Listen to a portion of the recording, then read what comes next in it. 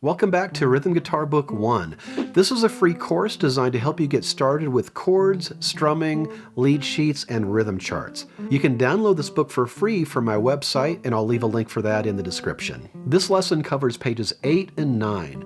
You're going to learn the small G and E minor chords, and I'll show you how to read a rhythm chart.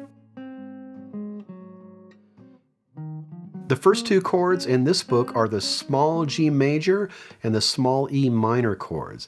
Now these are not the full versions of these chords. We do partial versions of chords in this book to get you started, and then we'll transition into full versions of these chords in Rhythm Guitar Book 2. This is your small G major chord, or you can just call it a G chord. You play it with third finger on the 3rd fret, 1st string. The other strings in the chord are open, meaning you don't put a finger down, and you strum strings 4 through 1 because we have X's above strings 5 and 6.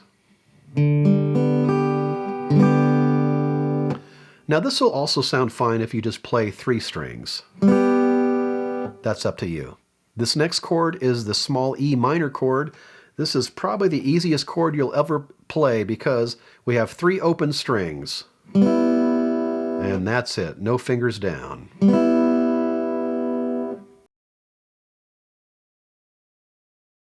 When you play the G and the E minor chords, for now, play with all down strums. And remember to use the 3rd finger for the G chord. This is going to help prepare you to play the full G chord in Rhythm Guitar 2, and it's also going to make it easier to switch to other chords that involve different fingers. Now, even though you don't need to put any fingers down for the E minor chord, you want to get in the habit of keeping your left hand fingers hovering just over the strings so that they're in position to play other chords. So that way, if I'm going back and forth, say, between an E minor and a G, I just barely have to move my finger. You want to pay attention to your right hand as well as your left hand. You want to, first of all, make sure you're strumming the correct strings. You don't want to do all the strings. That'll sound not great. You also want to keep your strumming hand nice and loose and relaxed. Strum from your wrist and not using your whole arm.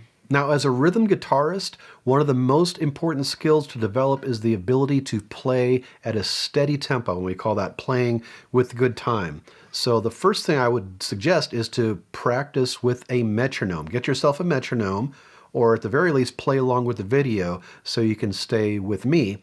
And set your metronome at maybe 80 beats a minute, and then strum the G and E minor chords, playing quarter notes,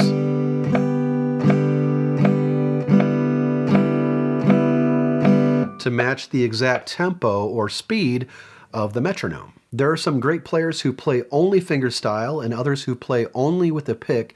I suggest, so you can be more well-rounded, learn how to play with the pick and fingerstyle. As we play through the exercises in this book, I'm only going to be using a pick, but I suggest maybe strumming with the pick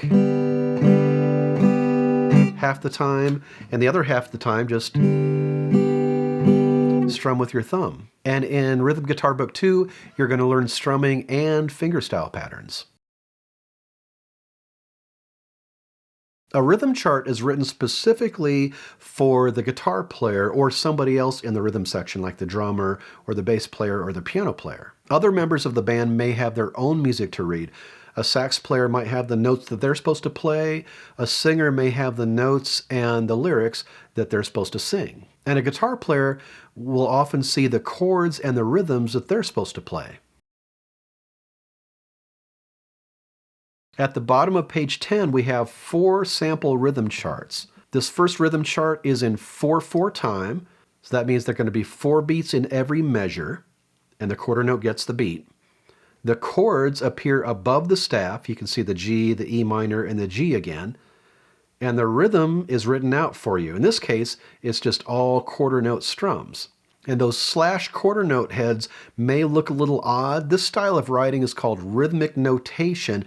It's just a way of writing out rhythms without having to write out every single note of the chord. So in this first rhythm chart, our first measure is G chord with 4 quarter notes. 1, 2, 3, 4.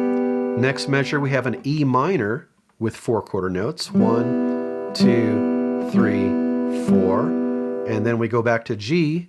1, 2, 3, 4. And the last measure stays G. There's no other chord written above it, so you keep on playing that G for the last 4 beats. 1, 2, 3, 4. And you want to make sure you go from beat to beat. So when you switch chords, don't stop the beat. 1, 2, ready, play. G, 2, 3, 4, E minor, 2, 3, 4, G, 2, 3, 4, and another 2, 3, 4. Sample rhythm chart 2 has rhythmic notation in the first measure, but then slash notation in the other measures. Now, when you see slash notation, just keep on playing the rhythm that you see in the first measure. And in future songs, especially in Rhythm Guitar Book 2, slash notation may also mean that you're playing some sort of strumming pattern that fits with the music. So this sample rhythm chart 2, if you compare it to sample rhythm chart 1, it's the exact same thing. It's just written differently. 1, 2, ready, play. G, E minor, G, and still G.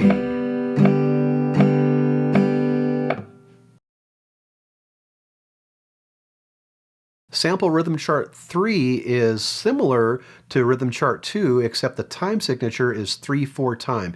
You want to get in the habit of looking at the beginning of your music so you see the time signature, you know how many beats per measure you're going to be playing. So this chart starts off with E minor for 3 beats. We switch to slash notation in the next measure, but you're still playing every beat. In this case, every slash is just a beat. So that's G, then E minor, and G again. And you want to get in the habit of moving right to the next chord. The beat never stops. 1, ready, play. E minor, G, E minor, G.